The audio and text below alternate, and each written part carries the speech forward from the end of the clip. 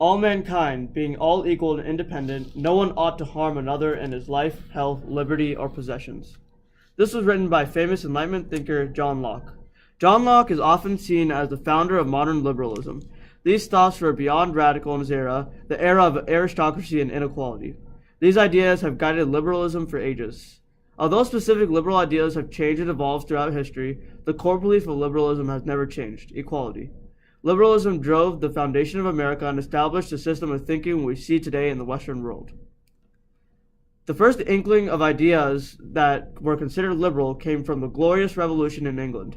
The Glorious Revolution started in 1688 when people who supported Parliament sought to overthrow the current monarch, James II.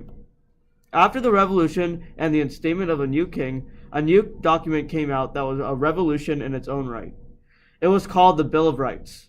This new document was the first one in the Western world that expressly limited the monarch's power, which established a new way of thinking: that a government should be run, at least in part, with the consent of the governed.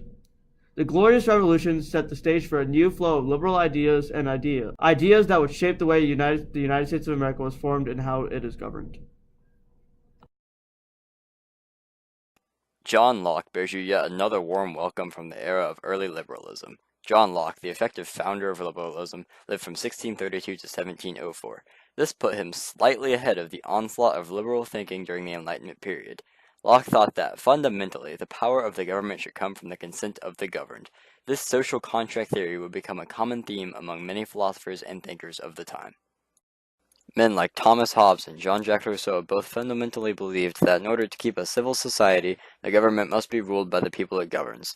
This new and progressive idea came from the radical way of thinking that all men are equal no matter what blood flows through their veins.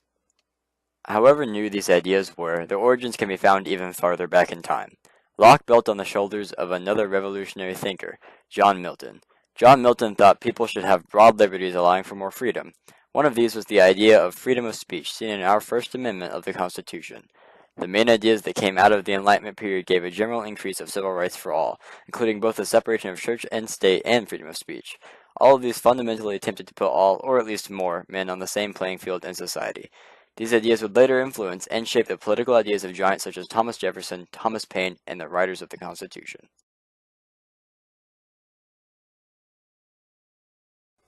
The American Revolution was a revolution fueled by liberal ideas.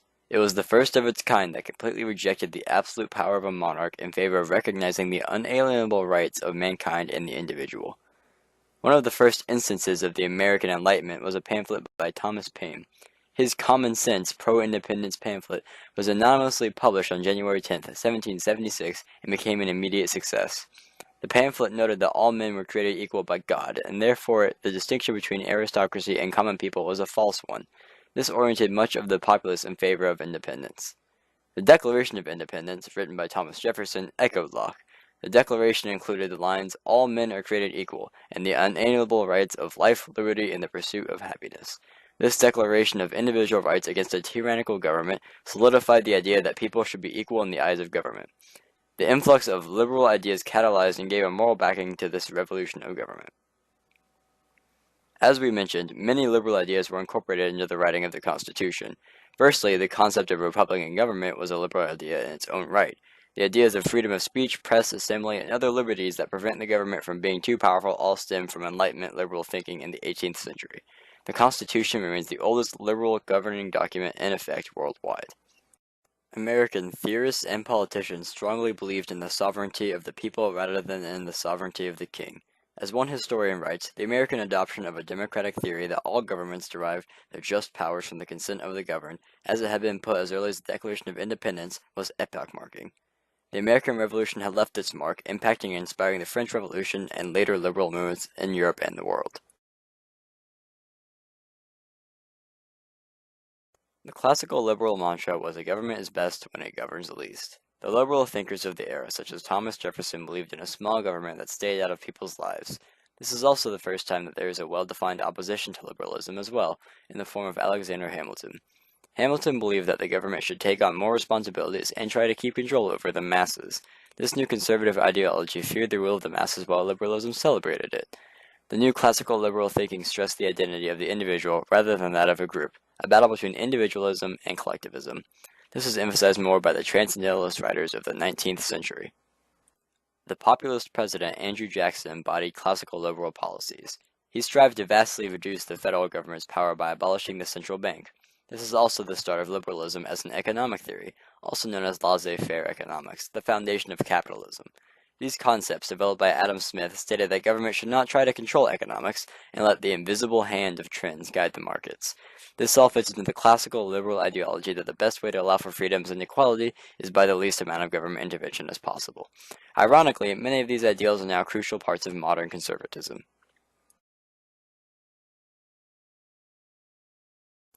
The liberal voice took a slightly different turn with the rise of the Republicans, who are ardent opponents of slavery. This rise of a new kind of liberalism was called social liberalism.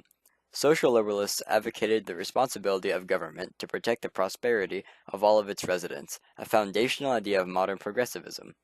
Abraham Lincoln and the Republicans championed this ideology as they opposed slavery in the states that depended on it. This new Northern liberalism represented a permanent shift in liberal thinking. Before, people such as Andrew Jackson and Thomas Jefferson represented liberalism from the South, but as time went on in society and what liberalism actually encompassed changed, liberal ideas started originating from the North. This trend continues to the modern day. It also represented a shift of liberalism to bigger government rather than smaller government. This new form of liberalism supports a mixed economy, which is rather different than true laissez-faire capitalism. Liberals transformed classical liberalism in this era, retaining its commitment to civil liberties and individual rights while casting off its advocacy of laissez-faire economics and true individualism, as well as viewing the government as a proper agent of change.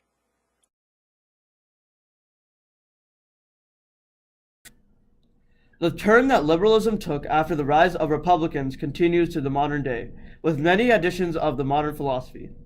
During Franklin Delano Roosevelt's time, America saw a rise in massive government, a more complete shift in the liberal ideas and thinking from the classical era. This massive government was instituted to fight poverty and unemployment during the Great Depression. People thought to ensure quality, the government must be active in fighting inequality. This consisted of large government programs trying to employ people known as the New Deal. The big government and social equity type of liberalism continued into the 60s during the Civil Rights era. Lyndon Johnson was able to repeal oppressive measures and integrate minorities into society like never before. Lyndon Johnson also instituted the famous War on Poverty policies, which saw increased spending by the government. Modern liberalism also built on a new kind of economic system, Keynesian economics, based off the philosophy of John Maynard Keynes. Keynes thought that growth came from the increased spending by government, a philosophy that many modern liberals follow today. The new left that came about during the 60s and 70s was perhaps one of the greatest modern leaps of the liberal movement.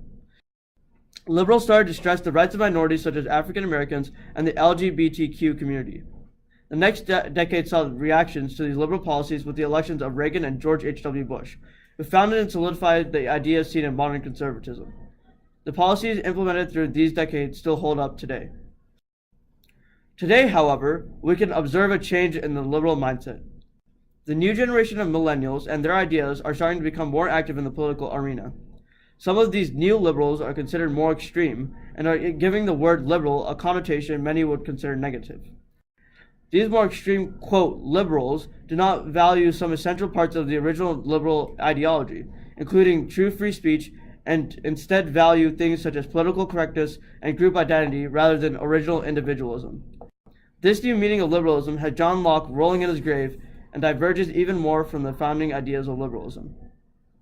Modern conservatives who claim they are, quote, classical liberals also cause mild discomfort to John Locke's corpse, as even though they share some values with classical liberals, they are quite far from being the same.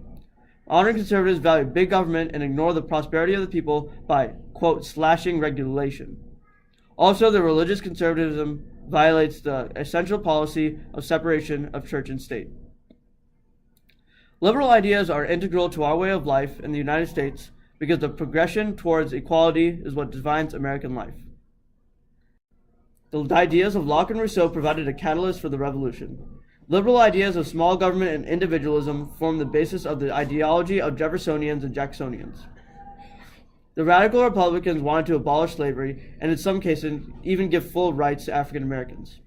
Theodore Roosevelt sought to bust big corporations and their monopolies.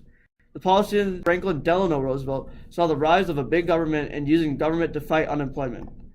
In the 60s, civil rights were introduced, and in the 70s, there was an explosion of rights for all people. The trend and progression of liberalism has defined and will continue to define American life.